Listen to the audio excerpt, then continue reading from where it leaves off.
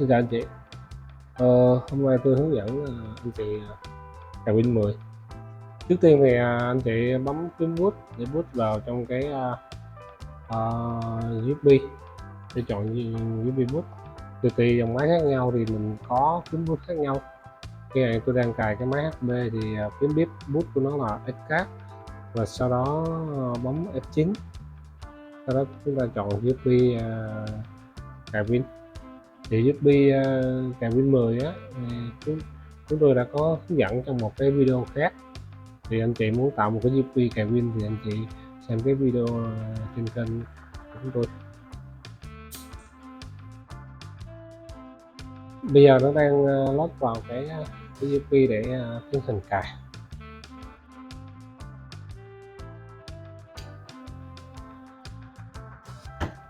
Thì cái giao diện tiếp theo thì anh chị bấm chọn nét cho tôi. Tiếp tục chọn Hinton. Vâng.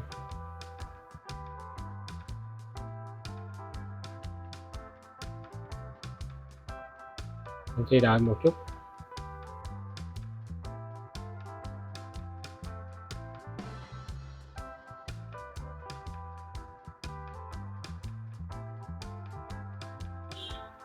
Rồi anh chị chọn vào cái nút check và chọn tiếp tục.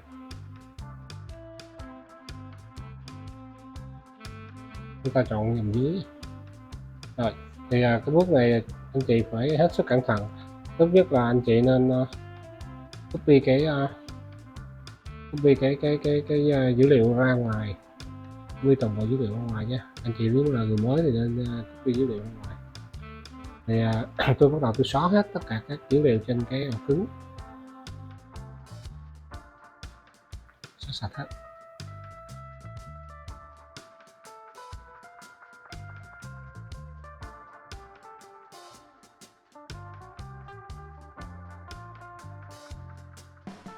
Rồi bắt đầu tôi chọn cái ổ cứng và tiến hành cài, tiến hành cho cái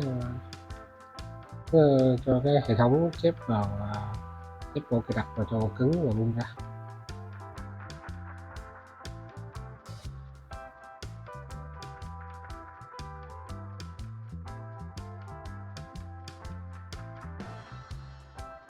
Rồi tới bước này thì máy bắt đầu làm việc, thì để cho nó xếp vào ổ cứng và nó bung ra nha.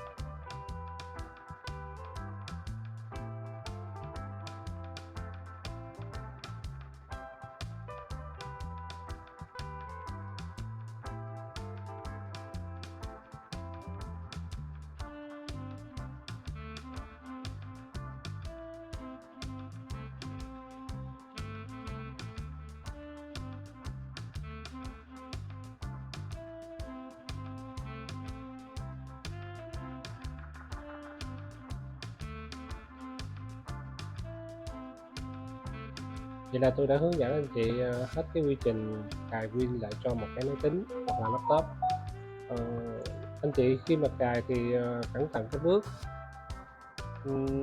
chia ổ cứng, mình cẩn thận ghép dữ liệu ra ngoài để không bị rủi ro mất dữ liệu. Và cảm ơn anh chị đã theo dõi hết video. Mong anh chị đăng ký kênh và nhấn vào cái chuông bên dưới để có những cái video mới thì anh chị sẽ cập nhật kịp thời. Cảm ơn anh chị đã theo dõi. Hẹn gặp lại anh chị những video sau.